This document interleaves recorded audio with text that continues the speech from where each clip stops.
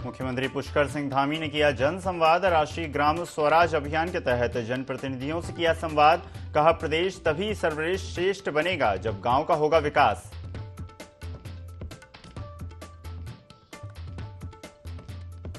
भारतीय सेना को मिली 331 युवा अफसरों की टोली। कड़ा प्रशिक्षण लेकर देश सेवा में होंगे तैनात। मित्र राष्ट्रों के 42 कैडेट्स भी आईएमएस से हुए पास आउट।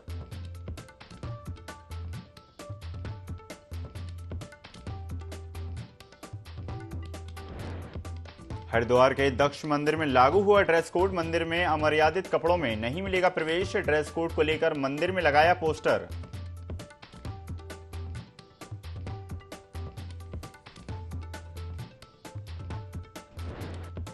भीषण गर्मी में बिजली की किल्लत। हल्द्वानी में हुई बिजली कटौती से लोग परेशान। आक्रोशित लोगों ने किया विद्युत विभाग के बाहर धरना।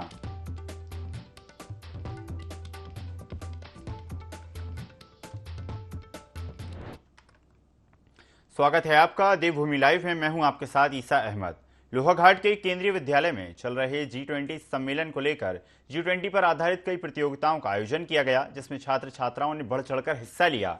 वहीं प्रधानाचार्य संदीप त्यागी ने बताया कि यह कार्यक्रम 15 जून तक आयोजित होगा, जिसमें भाषण, गायन, कविता पाठ का आयोजन किया जाएगा। G20 के प्रति जन भागीदारी बढ़ाने के लिए प्रभात फेरी निकाली जाएगी। G20 के तहत हो रही विभिन्न प्रतियोगिताओं को लेकर विद्यालय के छात्र छात्राओं में काफी उत्साह है।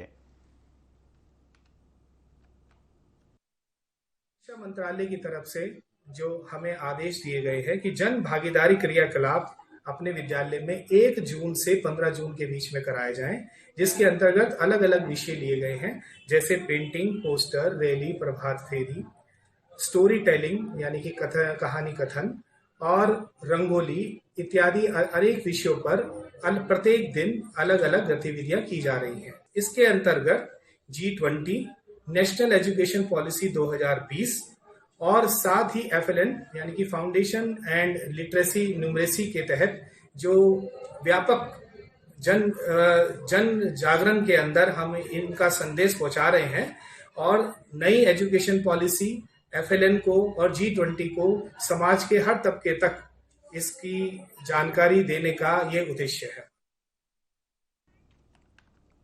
देहरादून में मुख्यमंत्री पुष्कर सिंह धामी ने जनसंवाद किया। लोगों को, जनप्रतिनिधियों को, साथ ही साथ आम जनता को योजनाओं के बारे में जानकारी दी। सीधा रुख करेंगे सीएम पुष्कर सिंह धामी का। काम करने वाले हमारे संगठन मंत्री आदरणीय अजय जी, संचालन करने वाले प्रदेश महामंत्री श्री खिलेंद्र चौधरी जी, अनिल गोयल जी, हमारे ब्लॉक प्रमुख संगठन के अध्यक्ष भाई डॉक्टर दर्शन सिंह दानू जी, संरक्षक श्री गोविंद सिंह दानू जी, सभी संचालक समिति के हमारे पदाधिकारीगण, सभी ब्लॉक प्रमुखगण और उनके सभी प्रतिनिधिगण और मंचासीन हमारे ओमकार जो पंचायती राज विभाग के हमारे ज्वाइंट सेक्रेटरी हैं, अपर सचिव हो गए, हाँ, अपर सचिव एवं उपस्थित सभी अतिथिगण। मैं सबसे पहले तो आज आप सब लोगों में से कम लोग इस सभागार के अंदर आए होंगे, कुछ लोग पहली बार आए होंगे। तो जो पहली बार आए हैं या दूसरी बार आए हैं या तीसरी बार आए हैं, सभी का अपनी तरफ से मुख्य सेवक सदन के अंदर आप सबका स्वागत करता हूँ, सबका अभिनंदन करता हूँ, बधाई देता हूँ। बहुत दिनों से ये मन में इच्छा थी कि आप सबके साथ कोई बैठक हो, क्योंकि ब्लॉक प्रमुखगण हमारे इस त्रिस्तरीय पंचायती व्यवस्था में बहुत महत्वपूर्ण होते हैं और आप सब लोगों से व्यक्तिगत रूप से तो एक एक दो करके अनेकों बार मिलना हुआ, लेकिन एक साथ सभी लोगों से और संगठन के भी हमारे अधिकारीगण इसमें हैं, अजय जी भी हैं, उन्होंने अपना विषय भी रखा। तो ऐसे सामूहिक रूप से मिलना लंबे समय से अपेक्षित था, लेकिन आज वो शुभ घड़ी आ गई कि आप सबसे भेंट हो रही है। आप सब लोगों के द्वारा लगातार अपने अपने क्षेत्रों में बहुत अच्छा काम सभी ब्लॉक प्रमुखों के द्वारा किया जाता है और लगातार विकास की जो योजनाएं हैं सरकार की, उनको बढ़ाने का काम भी आप सबके माध्यम से होता है। आप सब लोग इस पूरी त्रिस्तरीय जो पंचायत व्यवस्था है या जो सरकार के कार्यक्रम हैं, काम है, उन सबको जन जन तक ले जाने की मुख्य कड़ी के रूप में आप सब लोग हो और अपने अपने स्थानों पर आप लोगों ने इस काम को बहुत अच्छे तरीके से किया भी है। आज धीरे धीरे हम देख रहे हैं कि हमारा राज्य तेजी से आगे बढ़ रहा है,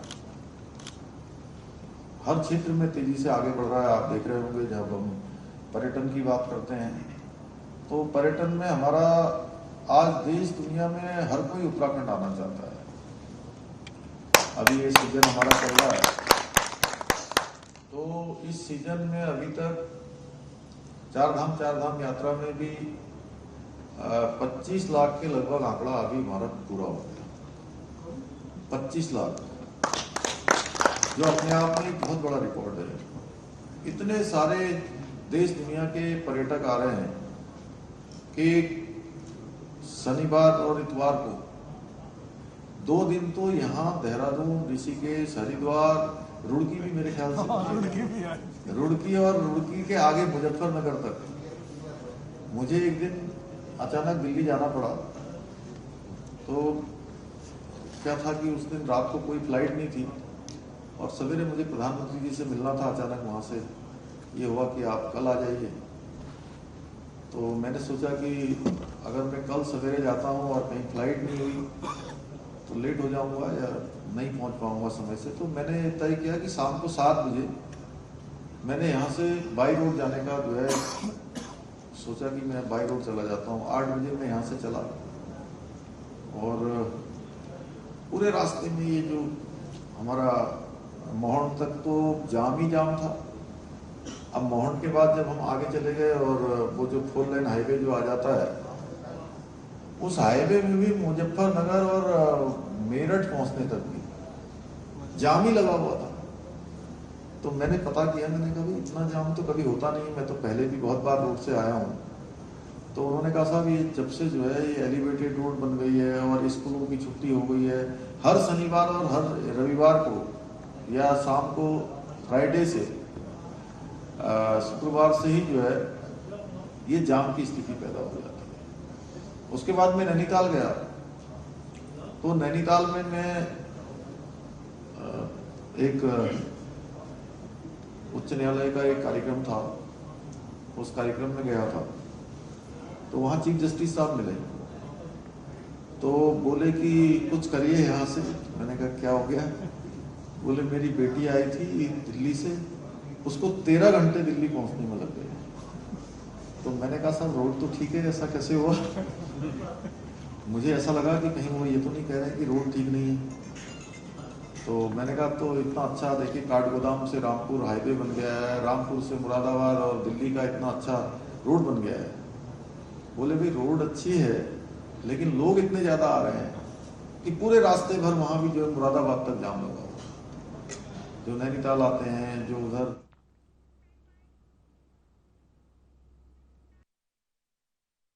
बढ़ते हैं खबरों में आगे। हल्द्वानी के बनभूलपुरा क्षेत्र में बिजली कटौती को लेकर लोगों ने धरना प्रदर्शन किया। लोगों का कहना है कि भीषण गर्मी में लाइट न होने से दिक्कत हो रही है, साथ ही साथ संबंधित अधिकारी ठीक से बात नहीं करते। वहीं सिटी मजिस्ट्रेट ने आश्वासन तो दिया लेकिन अभी तक कोई कार्रवाई नहीं हुई। आक्रोशित रहवासियों ने कहा कि उनका धरना प्रदर्शन बिजली आने तक जारी रहेगा। हल्द्वानी में बिजली कटौती को लेकर हंगामा लगातार जारी है।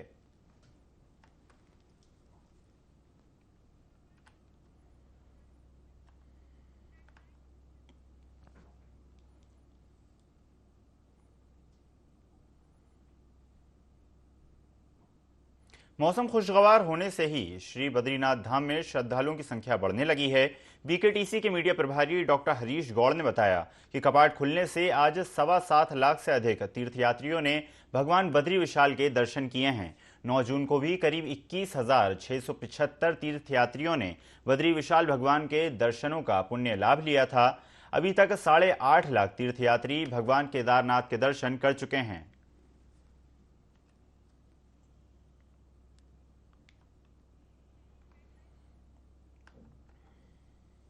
भ्रष्टाचार पर धामी सरकार का कड़ा प्रहार जारी है। सीएम ने सभी कार्यालयों में भ्रष्टाचार पर लगाम लगाने के लिए टोल फ्री नंबर 1064 का बोर्ड लगाने के निर्देश दिए हैं। साथ ही पुलिस कप्तानों को निर्देशित किया है कि लंबित मामलों को 3 महीने के अंदर निस्तारित किया जाए। बीजेपी ने कहा कि सरकार की भ्रष्टाचार के खिलाफ मुहिम जारी है और इसी को देखते हुए अब विभागों में टोल फ्री नंबर लगाने का निर्णय लिया गया है।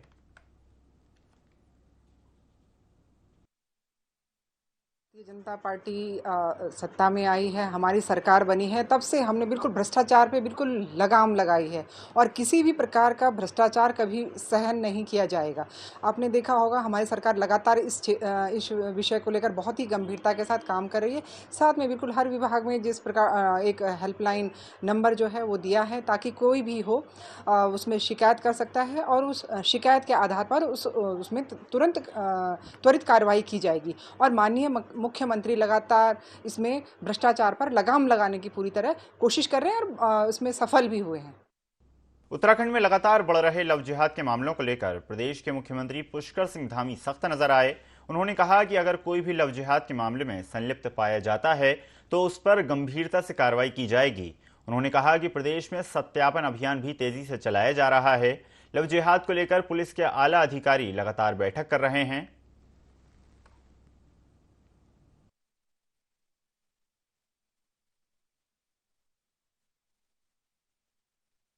चेंज हुई है और जो भी इस प्रकार असंदिग्ध लोग और जो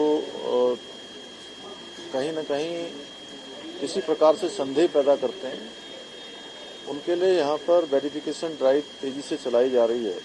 एक बार चलाई गई थी, फिर से दोबारा चलाई जा रही है और सारे वेरिफिकेशन किए जा रहे हैं।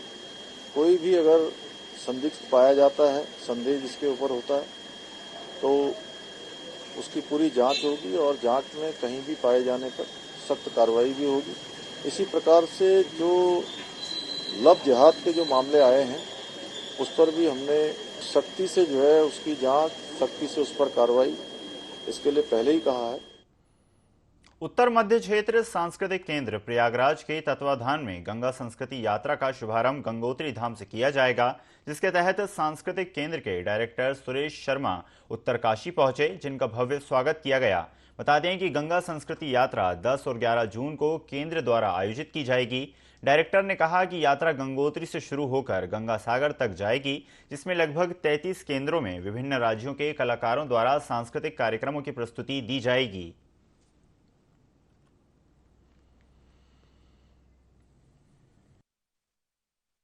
युवा पीढ़ी है वो अपने जो गंगा जी हैं उनकी महत्व को समझे, जाने और जिस तरह से पहाड़ों तक की जब तक कि ये गंगा जी रहती हैं तब तक कि उनका एक स्वरूप दूसरा रहता है। जैसे ही वो पहाड़ों से उतर के नीचे की तरफ जाती हैं उनका स्वरूप बदलता चला जाता है। तो एक जन जागरण की भी बात है कि हम गंगा जी इस भारतवर्ष के लिए कितनी ज़्यादा महत्वपूर्ण है और सिर्फ उनके महत्व को समझना है और उनके महत्व को समझते हुए हमें उनकी रक्षा करनी है। तो हमें गंगा जी के दोनों तरफ जो भी संस्कृति है उसको भी लोगों तक की पहुंचाना है।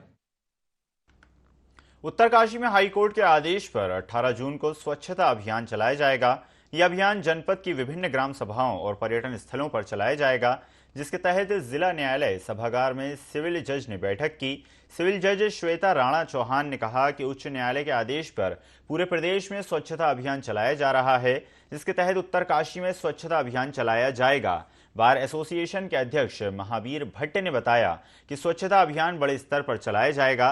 साथ ही कहा कि जहां पर प्राकृतिक जल स्रोत हैं वहां पर सफाई अभियान चलाया जाएगा, जिसमें पुलिस प्रशासन, नगर पालिका प्रशासन, स्कूल के बच्चे सहित व्यापार संघ भाग लेंगे। वहीं बैठक में जनपद के विभिन्न संगठनों, व्यापार संघ, अधिवक्ताओं, नगर पालिका, नगर प्रशासन के प्रतिनिधि भी भाग लेंगे। पर्यावरण हमारा है और पर्यावरण के संरक्षण और स्वच्छता के प्रति हम सभी लोगों की नैतिक जिम्मेदारी भी है। उसी नैतिक जिम्मेदारी को आगे बढ़ाते हुए हम सभी जितने भी लोग हैं उत्तरकाशी के, चाहे कहीं पे भी हों, ये हमारा कर्तव्य है कि हम भी अपने पर्यावरण को संरक्षण एवं स्वच्छ बनाने में अपना योगदान दें। अगर उस स्थान पे भी रह के अगर हम अपने पर्यावरण के लिए कुछ कर सकते हैं, अपनी प्रकृति को बचा सकते हैं, तो ज़रूर हमें कुछ ना कुछ करना चाहिए। बार एसोसिएशन उत्तरकाशी ने आज सुबह 7 बजे से उत्तरकाशी बाज़ार में पूरे सफाई अभियान स्वयं सफाई अभियान किया, कूड़ा इकट्ठा किया और कूड़ा इकट्ठा करने के साथ ही लोगों को समझाया जहाँ भी कूड़ा हो उसको इकट्ठा करके नगर पालिका के कूड़ादान में यथा समय पर डालने की सभी अपना कर्तव्य का पालन करेंगे, उसमें डालेंगे। ये हमने आज के अभियान में बार एसोसिएशन उत्तरकाशी ने आज का ये अभियान शुरू किया। उत्तराखंड में जहां एक तरफ राज्य सरकार अवैध अतिक्रमण के खिलाफ बड़े पैमाने पर अभियान चला रही है, तो वहीं दूसरी तरफ अधिकारियों की लापरवाही के कारण किच्छा नगर पालिका अंतर्गत वार्ड 2 आजाद नगर क्षेत्र में खुलेआम सिंचाई विभाग की जमीन पर अवैध रूप से निर्माण कराया जा रहा है। दबंगों द्वारा खुलेआम सिंचाई विभाग के नाले पर अतिक्रमण किए जाने से अधिकारियों की कार्यप्रणाली पर सवाल खड़े हो रहे हैं। मामले को लेकर खुद आम नागरिक प्रशासन को लिखित शिकायत कर चुके हैं। बावजूद इसके विभागीय अधिकारियों ने अभी तक कोई कार्रवाई नहीं की। वहीं मीडिया द्वारा जानकारी दिए जाने के बाद किच्छा एसडीएम कौस्तुभ मिश्रा ने जांच कर कार्रवाई का भरोसा दिलाया है। में सिंचाई विभाग की जमीन पे अतिक्रमण का विषय आया है। इसमें संबंधित कंसर्निंग ऑफिसर्स को कहा गया है कि वो देख के इसमें रिपोर्ट दें।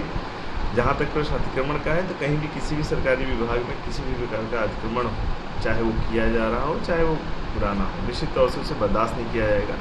इस संदर्भ में वरिष्ठ अधिकारियों को भी सख्त निर्देश है कि उसको इस प्रकार की कोई कार्रवाई अगर हो रही तो तत्काल उस पर एक्शन लिया जाए।